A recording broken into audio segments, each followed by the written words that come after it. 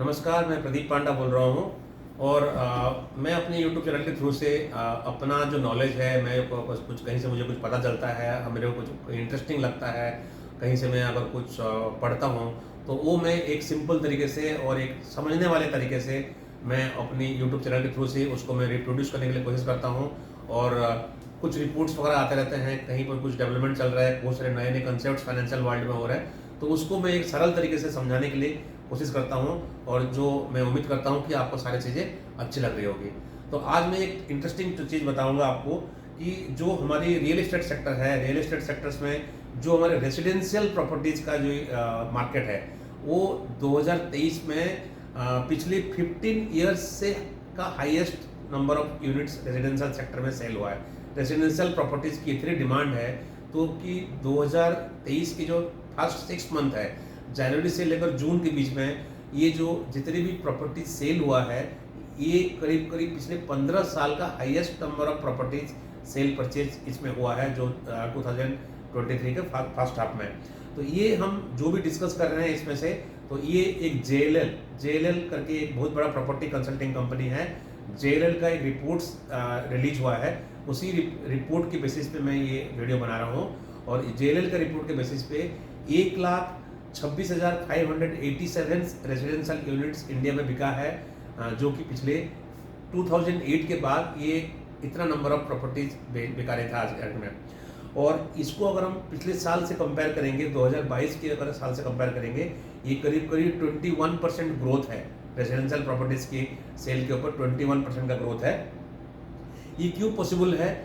आपके कंट्री का इकोनॉमी बहुत ज़बरदस्त तरीके से ग्रो कर रहा है और आरबीआई ने भी जो इंटरेस्ट रेट्स कंटिन्यूसली बढ़ा रहा था, तो आरबीआई ने पिछले 2 मीटिंग्स में अपने इंटरेस्ट रेट्स को पॉज दिया हुआ, इंटरेस्ट रेट्स थोड़ा सा स्टेबलाइज हो गई है।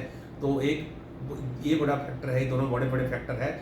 और आने वाले टाइम में लोगों को भी एक्सपेक्टेशन है कि इंडियन इकोनॉमी और ग्रो करेगा और प्रॉपर्टी का प्राइस और बढ़ सकता है ऊपर।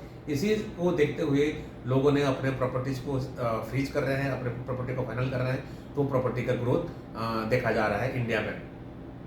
तो क्वार्टर 1 में करीब करीब 62,500 यूनिट्स बेचा था और क्वार्टर 2 में करीब करीब 64,500 बिका था।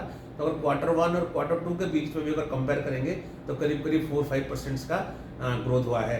तो 62,000 और 64,500 क्वार्टर 2 में, क्वार्टर 2 मतलब आपका हो गया अप्रैल मई जून।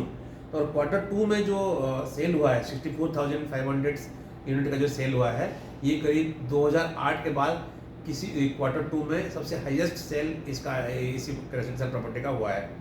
तो कौन कौन सी सिटी जो है जहाँ पर कि सबसे ज़्यादा रेजिडेंशियल प्रॉपर्टीज़ का सेल हो रहा है, वो है 3 बड़े बड़े जो सिटी हैं, वो है बेंगलोर, आपका मुंबई और पुणे। तो ये तीनों सिटीज़ में लगभग 26,000, 25,000, तो ये 25-26 हज़ार यूनिट्स का सेल तीनों बड़े बड़े 3 सिटीज़ में हुआ है। बाकी सारे सिटीज़ में भी हुआ है, चेन्नई में भी है, हैदराबाद में भी है, कलकत्ता में भी है, दिल्ली एनसीआर में भी है। बट टॉप 3 सिटीज़ जो है वो हमारे बेंगलोर है और मुंबई है और पुणे है, जो कि जिसमें कि 25-26 हज़ार यूनिट्स पर सिटीज़ इसमें हो रहा है। दिल्ली एनसीआर में 20,000 के आसपास है, 19,500 के करीब आसपास है। बट कुछ कुछ सिटीज़ ऐसी हैं जहाँ पर कि पिछले साल से इस साल में जो सेल हुआ है उसमें बहुत सब्सटेंशियल ग्रोथ हुआ है। उसमें हैदराबाद नंबर 1 में है, करीब करीब 70% हैदराबाद में रेजिडेंशियल प्रॉपर्टीज़ का सेल का ग्रोथ हुआ है और पुणे में करीब करीब 50% का ग्रोथ हुआ है और चेन्नई में भी करीब करीब 50% का ग्रोथ हुआ है।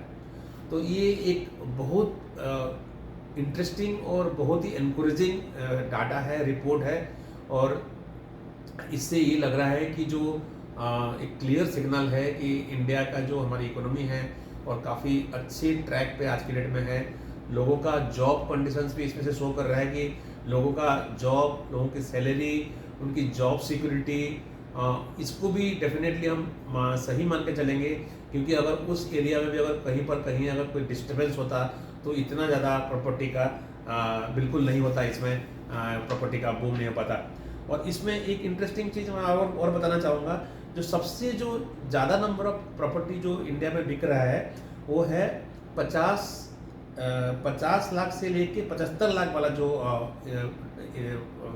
वैल्यू है, 50 लाख से लेकर 75 लाख का जो वैल्यू है उसमें सबसे highest number of residential properties बिका है। करीब करीब 30,000 रेजिडेंशियल प्रॉपर्टी जो है 50 लाख से लेकर 75 लाख के बीच वाले में बेचा है। और एक और कैटेगरी भी जिसमें कि बहुत सारे प्रॉपर्टी बिक रहा है, वो 1.5 करोड़ से ऊपर वाला जो प्रॉपर्टी है उसमें भी करीब करीब 26,000 यूनिट्स का रेजिडेंशियल यूनिट्स बिका है। और 50 लाख से नीचे वाला जो प्रॉपर्टी है वो करीब करीब आपका 25,000 यूनिट्स करीब बिका है। तो सबसे ज़्यादा प्रॉपर्टी जो बिक रहा है वो 50 लाख से 75 लाख का प्रॉपर्टी बिक रहा है।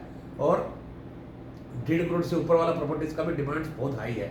मतलब अभी तो इसी से आप अंदाजन कर सकते हैं कि जो प्रॉपर्टी का प्राइस पिछले 7-8 साल से 10 साल से कितना बढ़ चुका है। और मेजोरिटी ऑफ द हमारा प्रॉपर्टी आप दोनों का अगर हम कैलकुलेट करेंगे, ये जो 1.5 करोड़ से ऊपर वाला और 50 लाख से 75 लाख वाला, तो करीब करीब 50-60 हज़ार जो आपका यूनिट्स है वो इन्हीं कैटेगरीज में आ जाता है।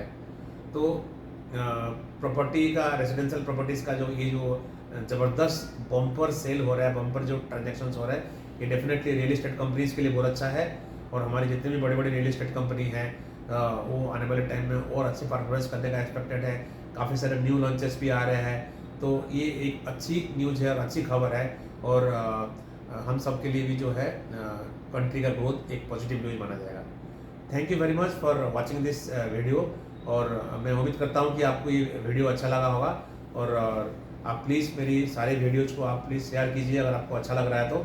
और आपको कहीं पर भी किसी भी दूसरे टॉपिक्स में अगर बात करना है, सुनना है, आपको लगता है तो आप प्लीज़ मेरे को कमेंट सेक्शन में डालिए या मेरे को मैसेज कीजिए मेरे को, तो मैं उसी वीडियो ऊपर वीडियो बनाऊँगा। Thank you very much. नमस्कार।